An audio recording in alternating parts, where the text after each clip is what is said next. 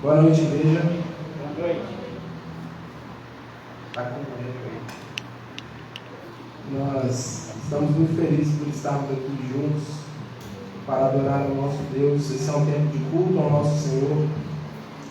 E eu queria, antes da gente começar, por mais que talvez alguns ainda não conheçam, creio que talvez a maioria, mas essa é a minha banda, a banda que eu faço parte, a banda que eu amo muito, que é a banda Meso.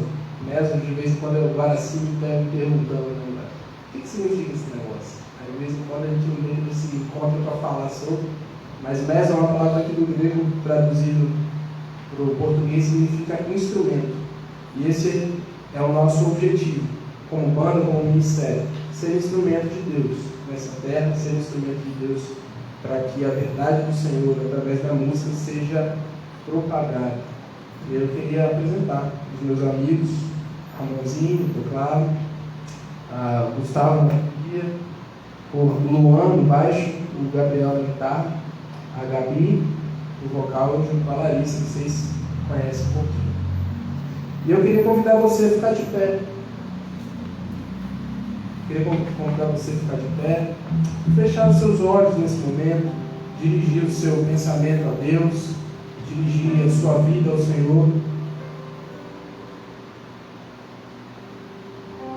Dirige o seu pensamento, a sua adoração, o seu tempo, a sua vida ao Senhor nesse momento. Peça para que Ele esteja nesse lugar de fato. Faça esse momento de oração. Se derrame diante do Senhor nesse momento.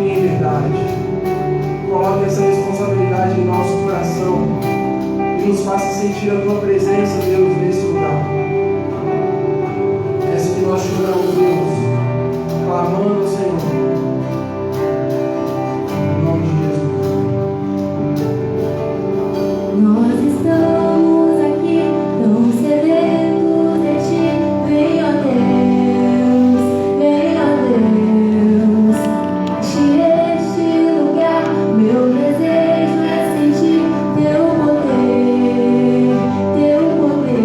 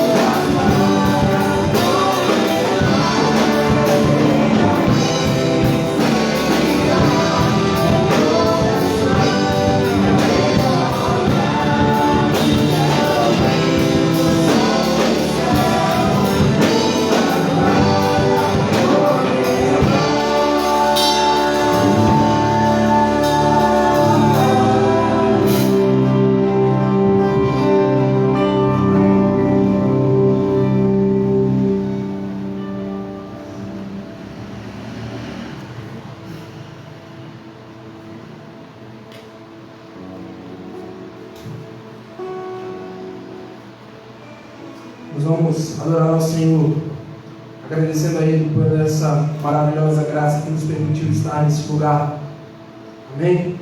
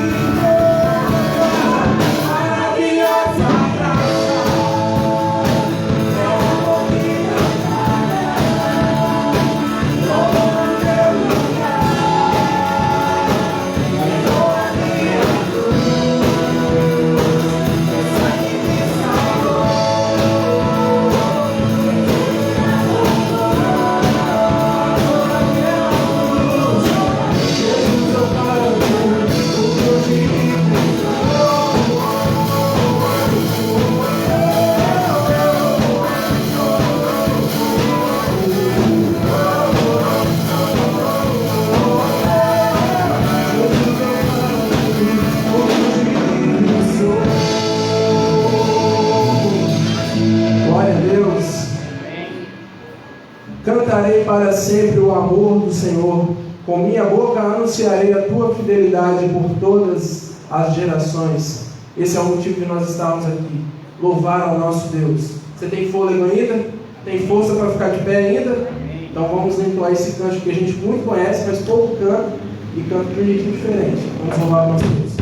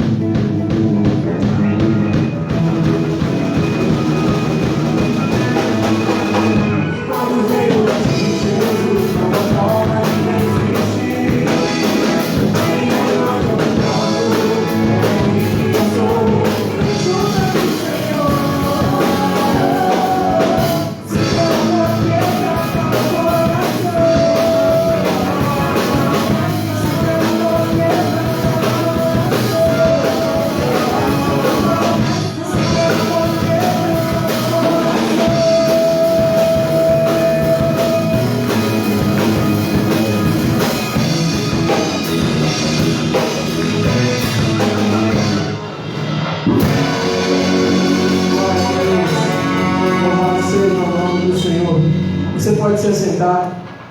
Nesse momento eu quero que você feche os seus olhos novamente.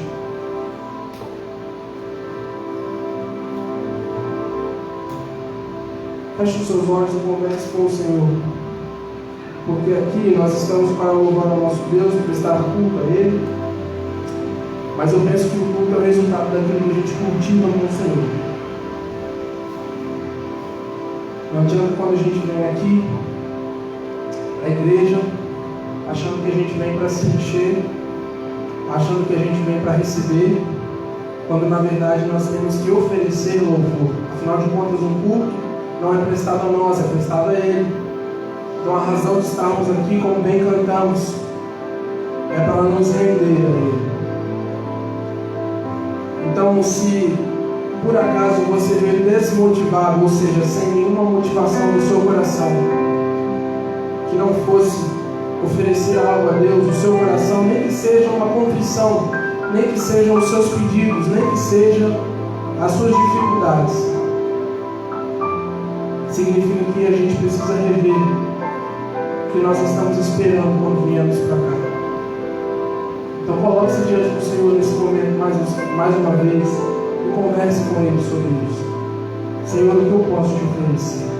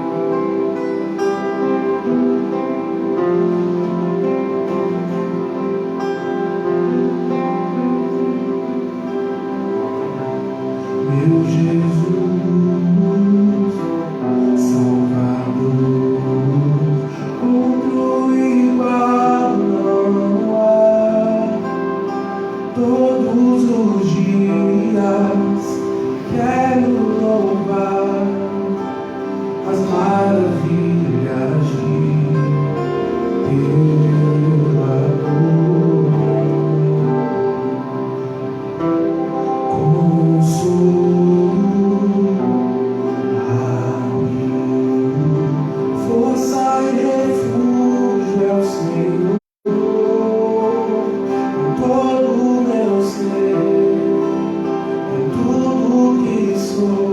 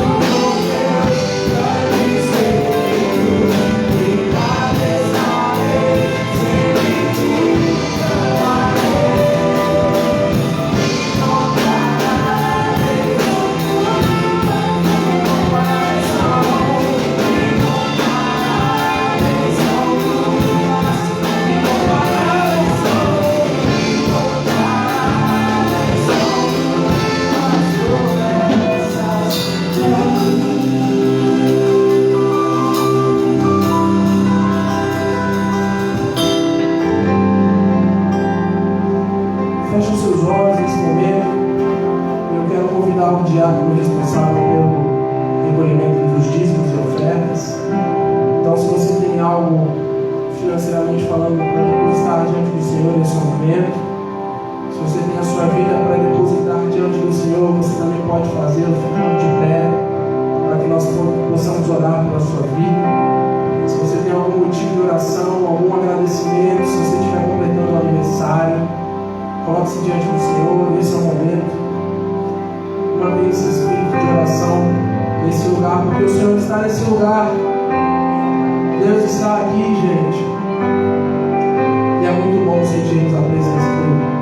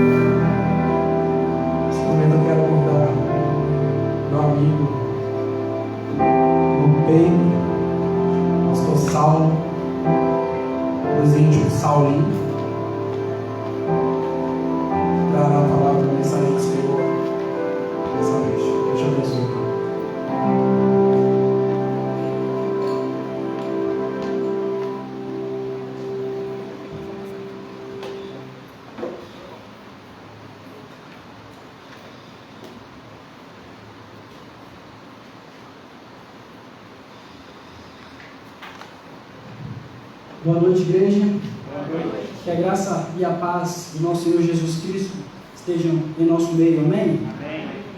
É com muita alegria que mais uma vez eu venho aqui atender ao chamado dessa igreja para estar aqui compartilhando um pouco da palavra de Deus com os irmãos. E todas as vezes que eu vier aqui, podem me chamar 200 vezes, eu virei. Mas eu sempre vou falar a mesma coisa, que eu tenho um profundo carinho por essa igreja. Todos os irmãos que estão aqui sabem que eu já fui daqui, fui criado aqui e tenho um amor muito grande por essa igreja, um carinho muito grande, e oro para que Deus continue abençoando essa igreja. Todos os irmãos aqui contribuíram para o meu crescimento espiritual, para o meu crescimento pessoal. Então, assim, eu tenho uma dívida muito grande com essa igreja, e tudo que eu tenho a fazer é orar, pedir que Deus derrame sobre essa igreja tudo aquilo que vocês derramaram sobre a minha vida. O texto que eu gostaria de compartilhar com os irmãos está situado no Evangelho de Marcos, capítulo 4, a partir do versículo 35. Evangelho de Marcos, capítulo 4, verso 35. Esse é um texto em que Jesus começa a diferenciar os seus discípulos. É um texto que me fascina porque Jesus tem um modo especial para conduzir o seu discipulado. Jesus tem um modo especial para conduzir aqueles que querem ser seus discípulos. E o texto diz exatamente assim, Marcos 4, a partir do versículo 35. Naquele dia, ao anoitecer, disse ele aos seus discípulos: vamos para o outro lado. Deixando a multidão, eles o levaram no barco, assim como estava. Outros barcos também o acompanhavam. Levantou-se um forte vendaval, e as ondas se lançavam sobre o barco, de forma que este foi se enchendo de água. Jesus estava na popa, dormindo com a cabeça no travesseiro. Os seus discípulos o acordaram e clamavam: Mestre, não te importa que morramos? Ele se levantou, repreendeu o vento e disse ao mar: aquieta-se, acala-te. O vento se aquietou e fez-se completa bonança. Então perguntaram aos seus discípulos: por que vocês estão com tanto medo? Ainda não tens fé? Baixe sua cabeça, vamos orar mais uma vez. Orar é falar com Deus, é abrir o coração, e nunca é demais orar. Abaixe sua cabeça e feche seus olhos.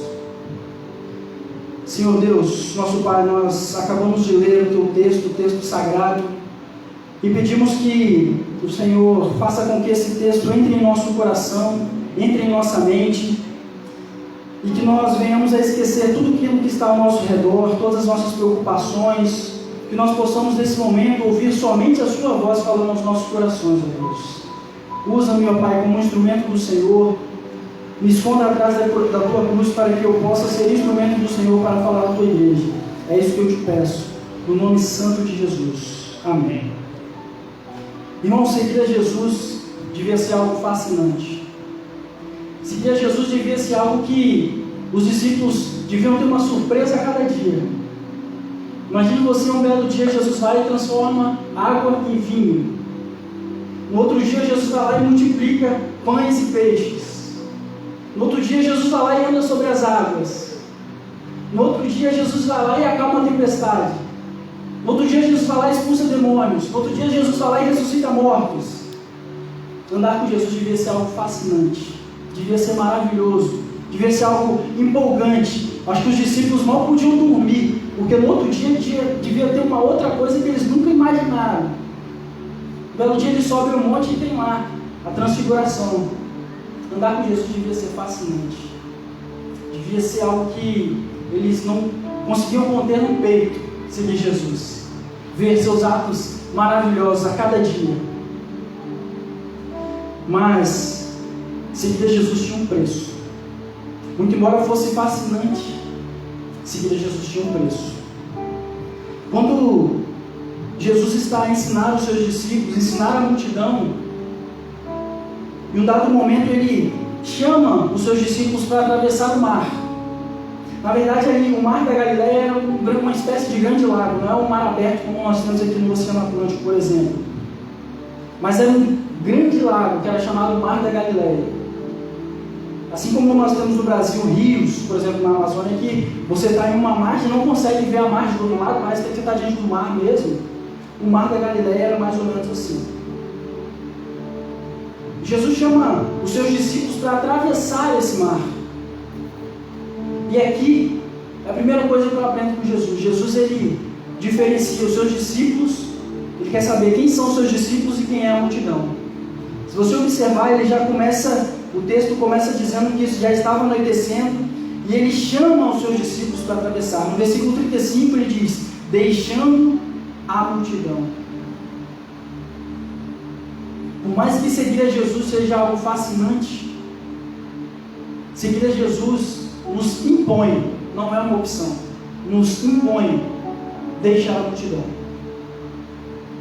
Seguir a Jesus, por outro lado, não significa que nós vamos viver como um monge que fica recluso, afastado da sociedade.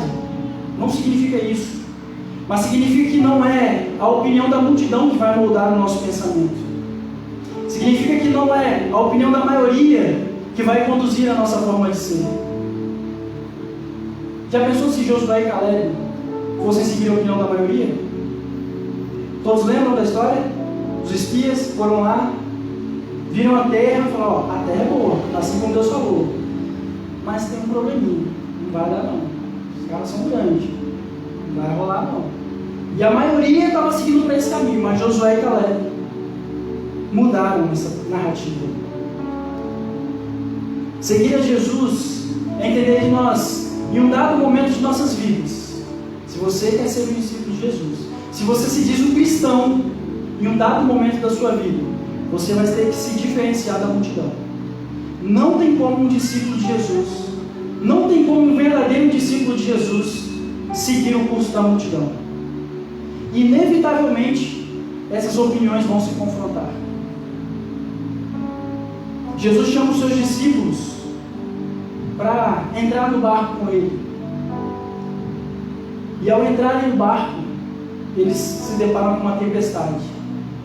Jesus estava com seus discípulos na terra, lugar firme, terra firme, local seguro.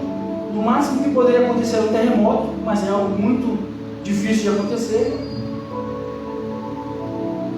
Mas Jesus tira os seus discípulos da terra firme e chama eles para o mar, um lugar instável e, na mentalidade dos judeus do primeiro século, um lugar hostil. O mar, na mentalidade dos judeus do primeiro século, representava tudo aquilo que você poderia imaginar de mal estava no mar. Meu TCC eu fiz justamente baseado no livro de Apocalipse 13, que justamente tem uma besta que surge de onde? Do mar. A narrativa mitológica vai falar do Leviatã, que surge do mar. No século XV e XVI, quando os europeus se lançavam ao mar, havia um grande medo dos monstros marinhos. Por quê? Porque o mar era um lugar hostil. Isso desde lá de trás. Então, quando eles se lançam ao mar, eles estão abandonando a terra firme, eles estão deixando o seu local seguro para se lançar em um local extremamente instável, em que eles não tinham domínio daquilo que iria acontecer. Foi para esse lugar que Jesus chamou os seus discípulos. Jesus os tira do meio da multidão, separa, os chama à sua individualidade e os leva para um lugar extremamente hostil. Jesus tira os seus discípulos da multidão porque ele queria saber da individualidade de cada discípulo. Quando estamos na multidão, as nossas vontades, os nossos anseios reais, eles muitas vezes são desfigurados. Não sei se você já parou para observar, mas no meio da multidão, muitas vezes, as nossas opiniões mudam, as nossas percepções mudam por causa da maioria. Existe um comportamento social chamado efeito manada, que tal qual os animais, como quando estão diante de uma situação, acabam num efeito manada, correndo em uma única direção, todos juntos, sem saber para onde estão indo. Nós muitas vezes nos comportamos assim. Basta uma situação de crise, por exemplo, essa da pandemia. Os países não sabiam o que fazer, as empresas não sabiam o que fazer, nós não sabíamos o que fazer no início. E o que nós fizemos? Todos, empresa, países, estados, no início, o que todo mundo faz. O que está todo mundo fazendo? Deixa eu ver. Nas empresas, o que está todo mundo fazendo? Não, é isso que a gente vai fazer. Sabe por que acontece isso? A gente instintivamente faz isso. Está todo mundo indo para cá, então eu vou também. Por quê? Porque se está todo mundo para cá e eu por acaso, não, eu vou para cá e dá errado aqui, naturalmente você vai pensar, poxa, o lógico era ter ido para lá. A gente muitas vezes não consegue, nesse instinto coletivo, se desvincular dessa relação coletiva e pensar de forma independente. Por isso que Jesus tira os seus discípulos de lá e chama para um lugar estável, que era o mar. Jesus, para conhecer os seus discípulos, os leva para um lugar instável. Não foi para um lugar de conforto, não foi para um local tranquilo, mas foi para um lugar instável, porque ele queria conhecer a individualidade de cada um. Aí eu te pergunto, como você tem vivido? Como tem sido o seu comportamento e as suas reações? Você tem baseado a sua opinião, a sua vida, de acordo com o que a maioria segue? Você segue aquilo que a mídia diz? aquilo que o portal de notícia diz, você é influenciado por isso, pela doutrina ideológica A, B ou C, pelo partido político A, B ou C, pelo político A, B ou C, ou você é influenciado por Jesus, que te convidou a entrar no barco? Eu vejo que, no afã de nós levarmos o Evangelho, levarmos a palavra de Cristo àqueles que realmente precisam, muitas vezes nós, enquanto igreja, nos perdemos na opinião da maioria. Nós, enquanto cristãos, seja no trabalho, em casa, na nossa vizinhança, na escola, na faculdade, onde quer que estejamos, o nosso caráter cristão muitas vezes é corrompido, é deturpado por causa da maioria, porque nós temos medo de se desvencilhar da maioria e entrar no barco com Jesus. Estar com a maioria é saber que uma hora ou outra a sua opinião vai ser desconfigurada. Eu sou policial, esse ano completo 10 anos de corporação, participei de diversas operações de manifestação, essas grandes manifestações que aconteceram no país, e muitas vezes eu vi pessoas que, por causa da multidão, fizeram coisas que, se estivessem sozinhas, nunca teriam feito. Não estou fazendo aqui nenhuma crítica à manifestação, eu acredito que é algo legítimo, as pessoas têm que se manifestar mesmo. Mas quando eu vejo pessoas destruindo patrimônio público, patrimônio privado, eu imagino, se essa pessoa estivesse sozinha, ela faria isso? Muito provavelmente não. Por isso é importante que, se você se auto-intitula discípulo de Jesus, seguidor de Jesus, você precisa saber que a multidão não é o seu lugar. E você precisa imediatamente entender que não é a opinião da maioria, não é o que o mundo diz, não são as regras do mundo que vão pautar a sua forma de viver. Jesus chama os seus discípulos para entrar no barco e se desvencilhar da opinião da maioria. Mas deixa eu te dizer uma coisa, meu querido. Quando Jesus te chama para entrar no barco, te chama para esse lugar instável, esse local inseguro, é para que você entenda que a sua segurança não vem da circunstância ou do lugar que você está, mas da pessoa que está te chamando, que é Jesus. Ele é o nosso porto seguro. E não depende de nenhuma situação para que nós estejamos bem. Eu lembro que no início de 2019 aconteceram várias coisas, com a Vale, pessoas famosas morrendo, e aquela história, não sei se vocês lembram, vem 2020, 2020 tem que vir logo. Aí veio 2020, o que aconteceu? Pior que 2019. Aí a gente ficou, não, vem 2021. Por quê? Porque a gente acha que a nossa felicidade vai ser, a gente condiciona a nossa felicidade ao tempo, às circunstâncias, mas Jesus está me ensinando que não é isso que eu devo fazer. A minha felicidade, o meu ponto de partida e o meu ponto de chegada tem que ser Jesus e não as circunstâncias. Porque as circunstâncias nos frustram, as pessoas nos desapontam, pastor desaponta, a igreja desaponta, a família desaponta, mas isso é normal. Por isso que a nossa fé tem que estar firmada, fincada em Jesus. E quando ele começa a chamar os seus discípulos, ele chama para um lugar estável, porque é isso que o discípulo de Jesus vai passar: instabilidade, porque as circunstâncias nem sempre serão favoráveis. Ele nos chama a confiar nele e não nas circunstâncias, mas ele nos promete algo.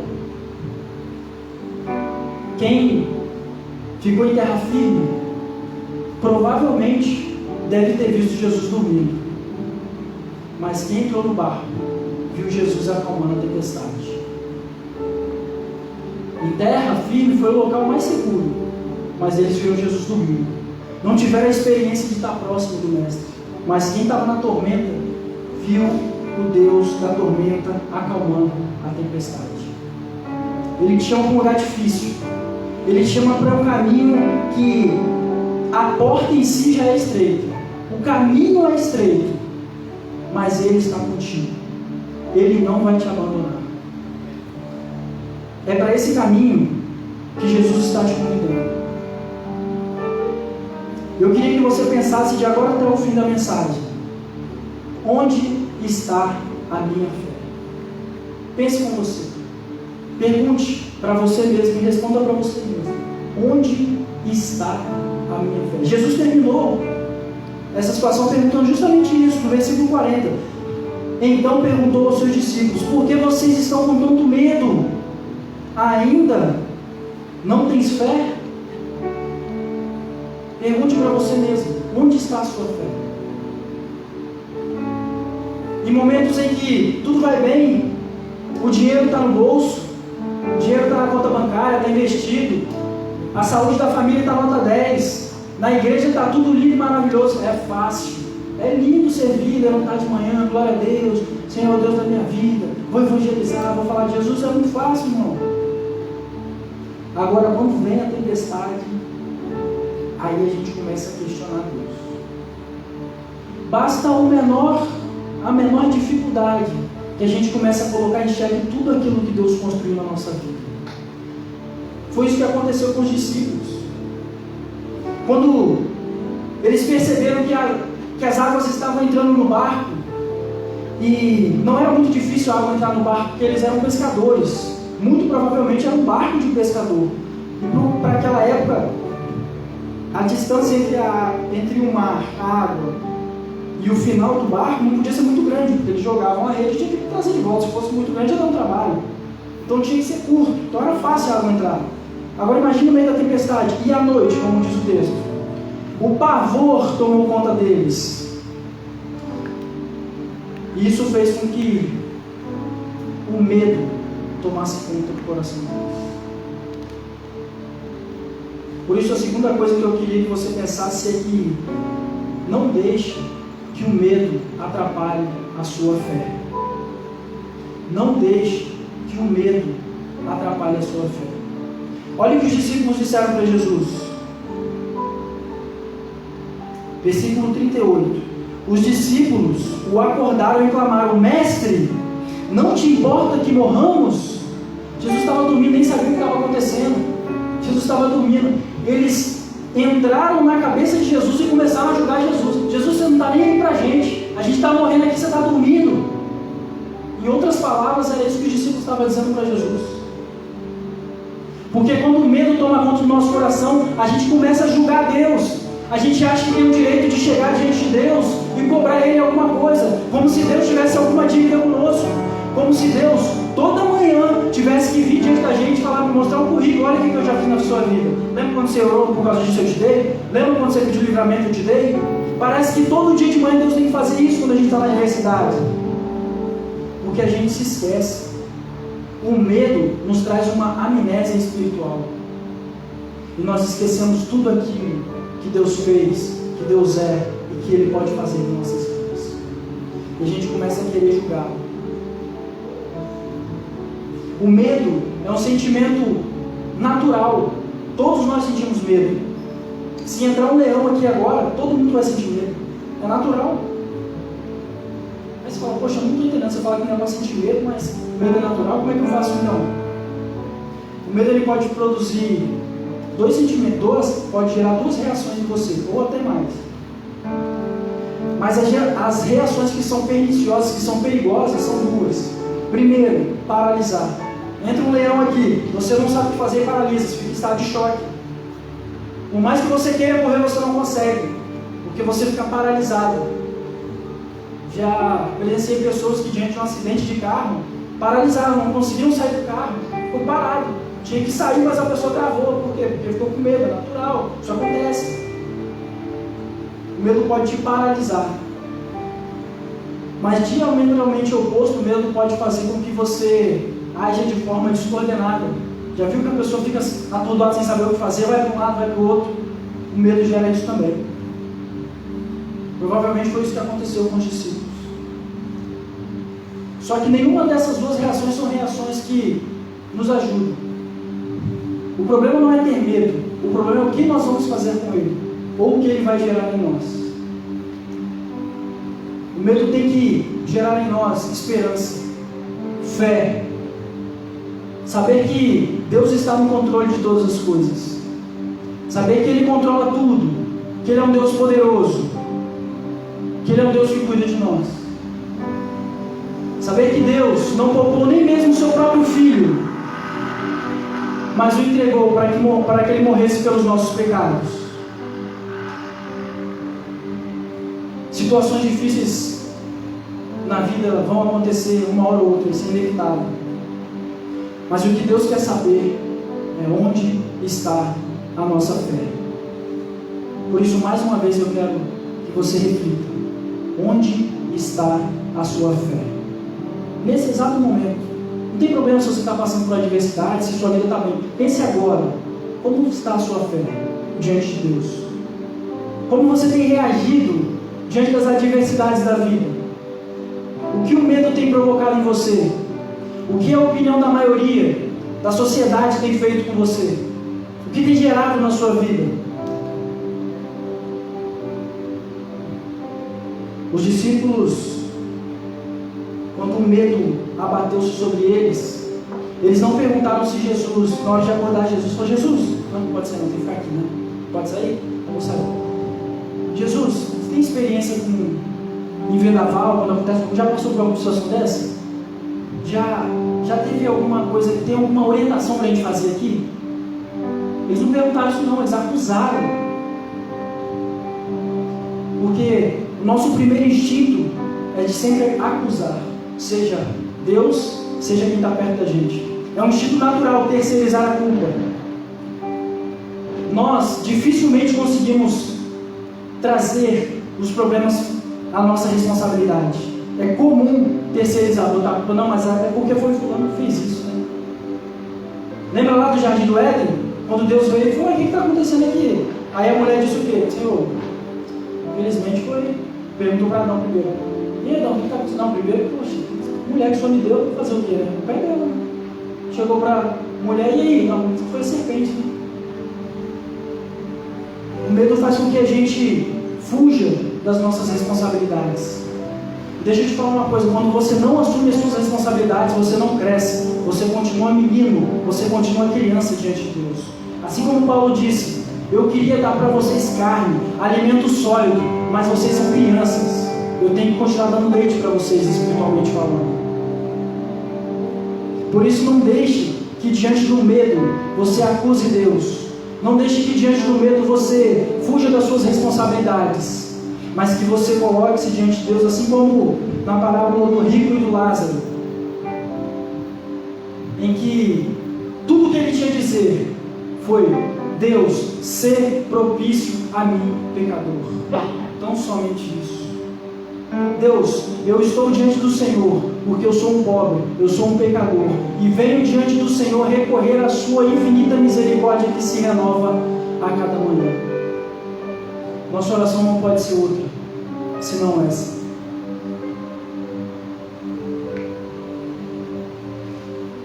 Mas mesmo assim, os discípulos perceberam que Deus é Deus, independentemente do medo que estava sobre eles.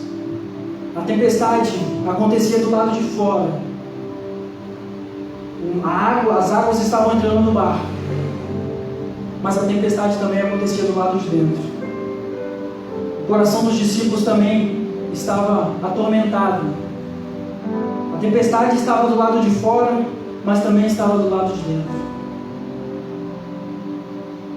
E Jesus me ensina que não tem problema ter tempestade do lado de fora. Não tem problema. O que não pode acontecer é tempestade do lado de dentro. Nosso coração precisa estar em paz diante de Deus. E saber que Ele é um Deus poderoso. Um Deus que criou os céus e a terra. E é muito maior do que qualquer adversidade que nós estejamos passando. O escritor Max Lucado escreveu da seguinte forma a respeito do medo: o medo nunca escreveu uma sinfonia ou um poema, nunca negociou um tratado de paz, nem curou uma doença. O medo nunca libertou uma família da pobreza, nem um país da intolerância.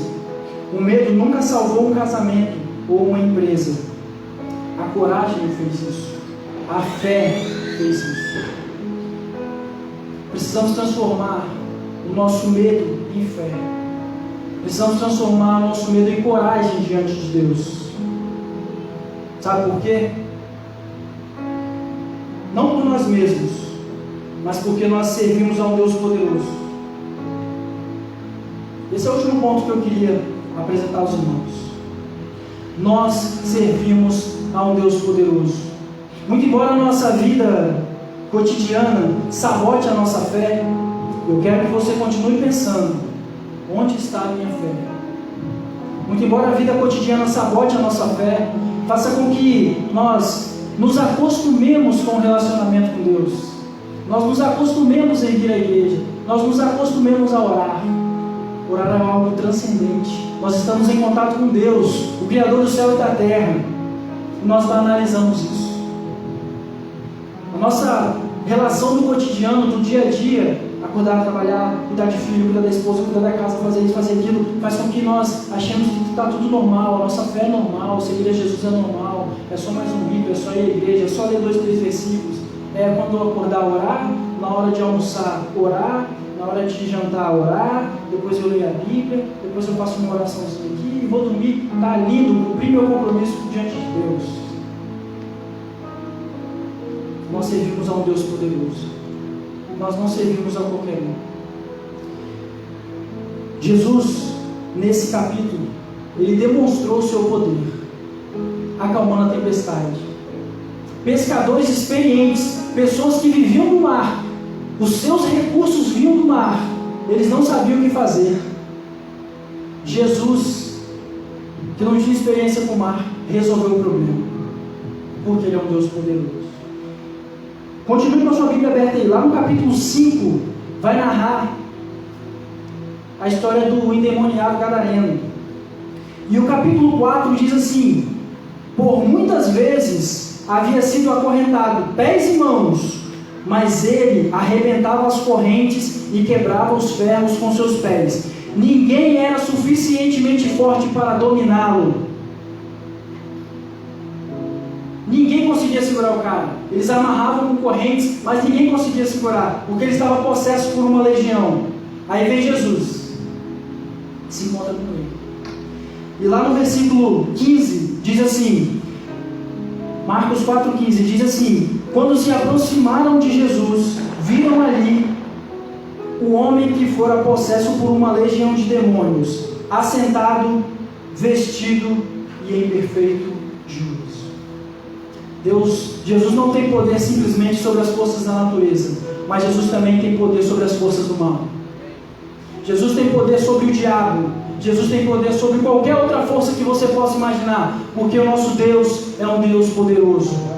E Ele está te perguntando essa noite: aonde está a sua fé? Continuando, no capítulo 5 ainda, Jesus se encontra com um homem chamado Jairo. E quando Jesus estava indo para a casa desse homem, Jesus é interceptado por uma mulher do fluxo de sangue. Os irmãos muito provavelmente conhecem essa história. E olha só o que diz o versículo 26 do capítulo 5. Ela padecera muito sobre o cuidado de vários médicos, gastara tudo o que tinha, mas em vez de melhorar, piorava. Essa mulher, quando a gente olha para o texto, e a gente acha que ela era às vezes uma pessoa em situação de rua, mas não, era uma pessoa de posses. Gastou dinheiro com muitos médicos. Não foi um médico que ela foi. O texto diz que ela padecera na mão de muitos médicos, gastou dinheiro, mas os médicos não puderam resolver o seu problema.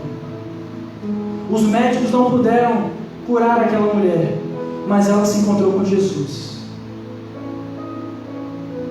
E o texto diz que Jesus curou aquela mulher, porque Jesus também tem poder sobre as doenças. O nosso Deus é um Deus poderoso, que tem poder sobre as forças da natureza, tem poder sobre o mal e tem poder sobre as doenças.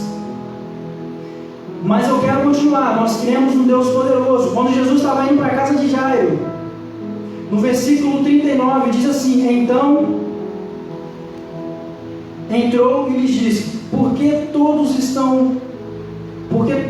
este alvoroço e lamento? A criança não está morta, mas dorme. Mas todos começaram a rir de Jesus. E o final da história você já conhece: aquela criança estava morta, e Jesus ressuscita aquela criança. Porque Jesus tem poder sobre a morte. Nós cremos num Deus poderoso. E esse Deus poderoso está nos confrontando, perguntando: onde está a sua fé? Sua fé está na opinião da maioria? Sua fé se abala quando o noticiário apresenta alguma notícia adversa àquela que você estava esperando? A sua fé se abala diante do medo das circunstâncias? Nós cremos num Deus poderoso. Nós cremos num Deus que é capaz de ressuscitar. Nós cremos num Deus que é capaz de curar. Ainda que ninguém acredite, ainda que as pessoas se esqueçam por causa da sua amnésia espiritual, ainda que o medo roube da sua memória tudo aquilo que Deus fez e é capaz de fazer, ainda assim Deus é capaz de fazer.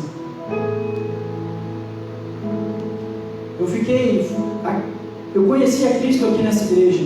Os irmãos mais antigos aqui se lembram de um irmão que sentou aqui nesse banco, estava bêbado. Um desses bêbados de bairro, não tem que... Você já fala assim, 7 horas da manhã vai comprar pão, o cara está bêbado. Meio-dia está bêbado. 7 horas da noite está bêbado. O dia inteiro bêbado. Você fala assim, esse aí não tem jeito não. Já ainda mais que é velho, você não... Vou nem falar de Jesus para ele porque não... Mas esse irmão um dia, num domingo à noite, sentou em um desses bancos. E ao ouvir a palavra de Deus, ao ser confrontado com a palavra de Deus, acredito que muitos que estavam aqui nem acreditavam que aquele homem pudesse se converter. Estava até atrapalhando o culto, falando alto na hora da pregação. Mas na hora do apelo, esse homem levantou a mão. Esse homem levantou a mão. Quantos aqui se lembram? Alguém aqui? Irmão Pedrinho. Esse homem levantou a mão, bêbado, e entregou sua vida a Jesus. Eu não acreditei. Falei, está bêbado, não sabe nem o que está fazendo. No outro dia não apareceu na rua, mas no outro domingo estava aqui, louvando a Deus, entregando mais uma vez a sua vida a Deus. Sabe por quê? Porque nós cremos num Deus poderoso. Deus não segue a nossa lógica, Deus não segue o nosso raciocínio, Deus não acompanha o pensamento da maioria. Deus tem os seus próprios planos. Muito embora você não acredite, Ele continua sendo Deus. Ele tem poder para transformar tudo aquilo que você tem vivido, aquilo que nem você acredita, Deus é capaz de transformar. Porque Deus não está preocupado com a sua opinião. A sua opinião não muda quem Deus é. Deus não entra em crise com a sua crise. Ele simplesmente é Deus. E é esse Deus que chega diante de você nessa noite e te pergunta: onde está a sua fé? Deus quer se relacionar com você. Deus mandou o seu único filho para morrer na cruz, para morrer pelos nossos pecados, e através disso nos dar vida em abundância. E ao invés disso nós depositamos a nossa fé em tantas outras coisas que não é esse Deus.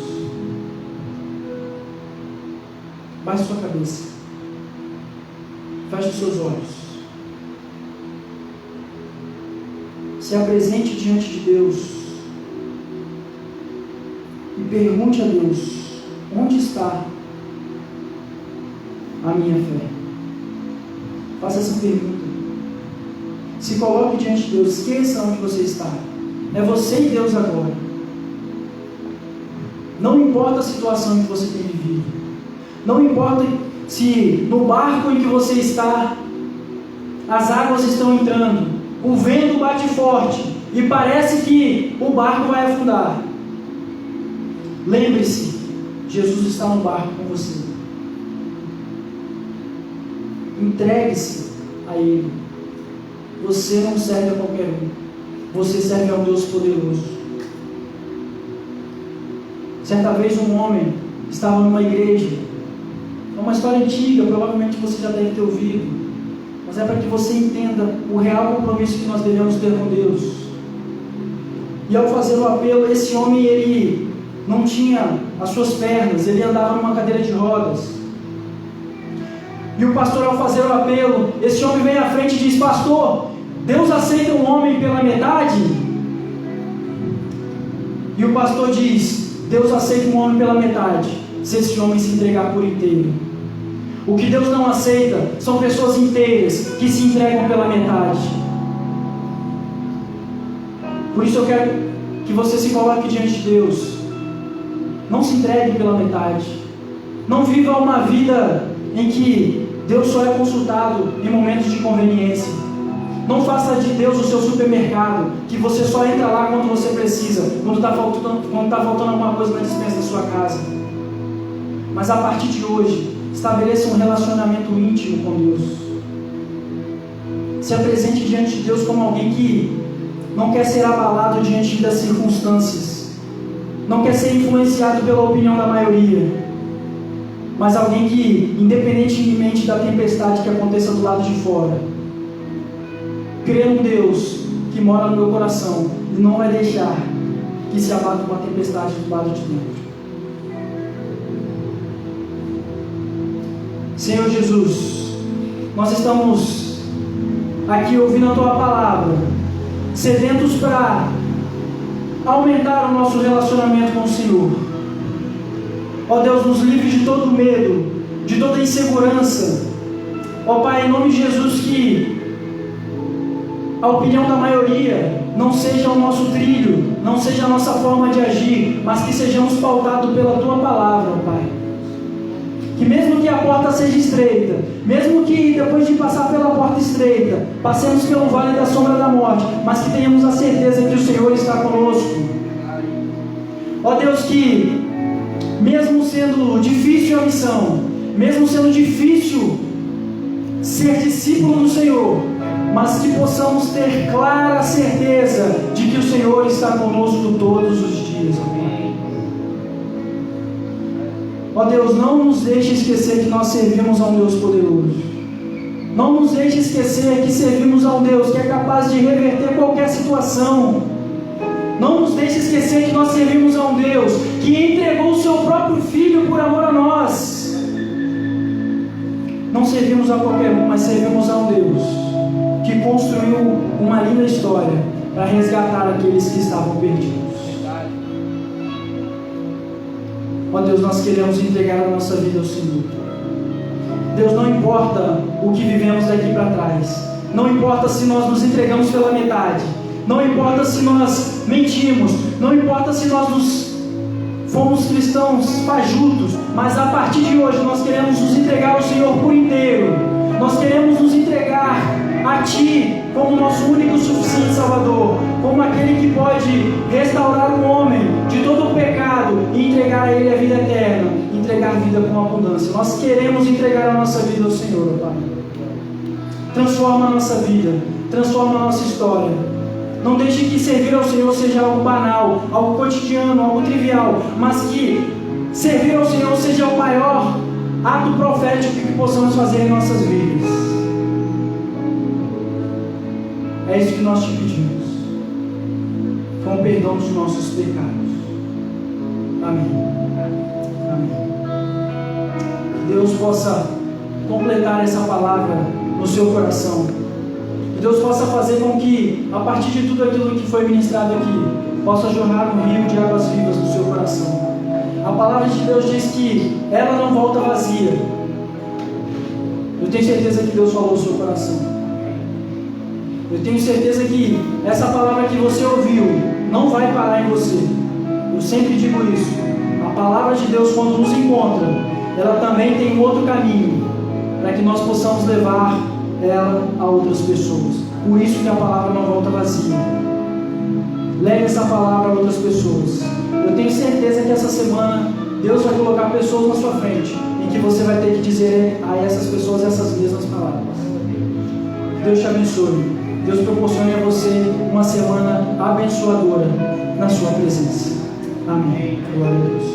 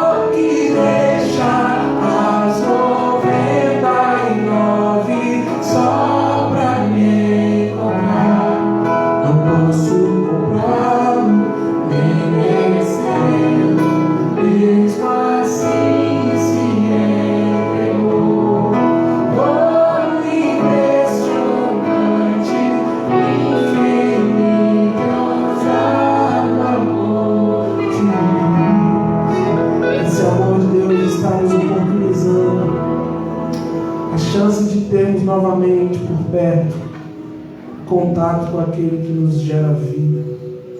Esse amor, esse perfeito amor, esse amor que lança fora todo medo, esse amor que vem de Cristo,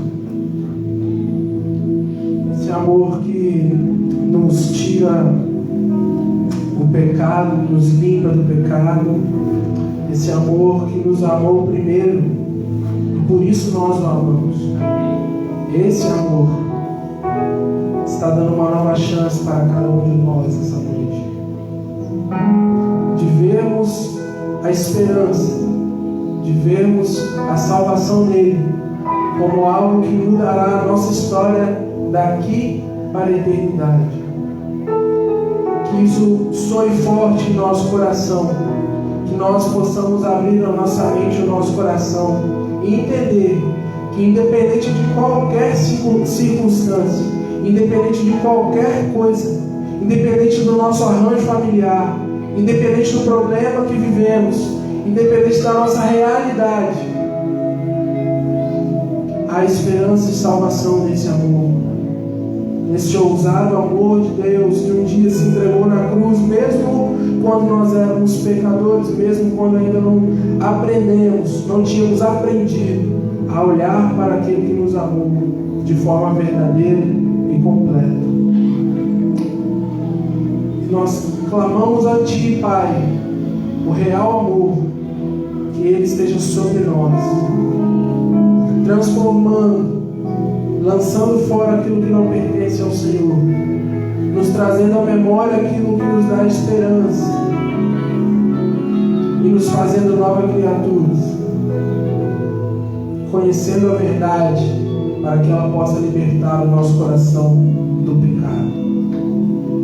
Nos tire a vaidade, Jesus, nos tire o egoísmo, para que nós possamos enxergar esse amor como a única fonte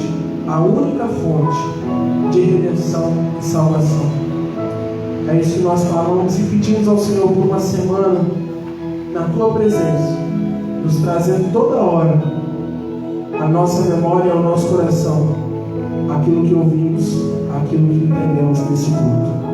Recebe a nossa adoração, recebe o nosso culto, nosso louvor, é a nossa vida, porque entregamos a Ti crentes e confiantes de que o Senhor é o dono de tudo. Nós te agradecemos e glorificamos o Teu nome. Amém. Pode ir na paz do Senhor Jesus.